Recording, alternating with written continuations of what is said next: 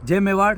सबको बधाई, आपने कल चित्तौड़ का राज तिलक का कार्यक्रम बहुत अच्छा किया, सबको धन्यवाद। लेकिन एक दुख का विषय ये रहा कि हम कल धूणी के दर्शन नहीं कर पाए।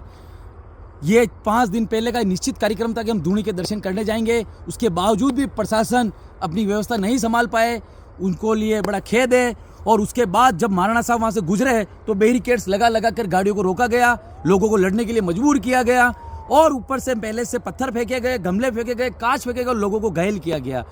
और मुख्यमंत्री साहब, उप मुख्यमंत्री साहब, पूरी सरकार चाह रही थी बीजेपी की कि महाराणा साहब को दर्शन कराए जाएं। उसके बावजूद आईजी साहब ने, कलेक्टर साहब ने और एसपी साहब ने कोई दबा के कार्रवाई नहीं की, इसलिए दर्शन नहीं पाए। अगर सरकार जो दिल से जो चाहती तो पुलिस वालों को खड़ा करके गेट तुड़वा कर महाराणा को दर्शन करवाती, पर हो सकता है इसमें कहीं ना कहीं भीतरघात लगता है। अब हम सरकार के भरोसे नहीं रहेंगे। एक ही घर से सांसद और एमएलए होने के बावजूद वो दर्शन नहीं करा पाए। दोनों की सरकार है केंद्र में और राज्य की, उसके बाद हमें बिगड़ दर्शन लौटना पड़ा, ये बड़ा अपमान हुआ।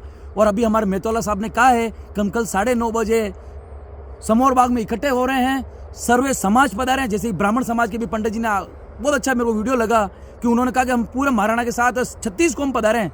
और ये महाराणा का अपमान नहीं, पूरे मेवाड़ का अपमान है। इन्होंने आज से 40 साल पहले भी हमारा अपमान कर चुके हैं, राजगद्दी को हत्या कर, फिर भी हम उस बात को भूल गए थे। लेकिन अब नहीं भूलेंगे, अब महाराणा को धूणी के दर्शन करवा कर ही चैन लेंगे। और मैं कल मेरी पूरी टीम को लेके वहाँ पहुँचूंगा समोर बाग, और महाराणा को हम साथ बैठ के बात करके दर्शन करवाएंगे।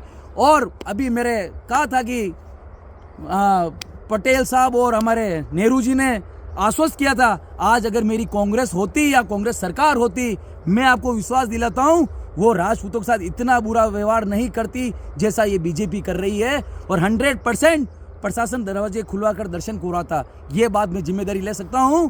खैर कोई बात नहीं, अब हमें किसी सरकार की जरूरत नहीं है, हम सर्व समाज के लोग ही काफ़ी हैं।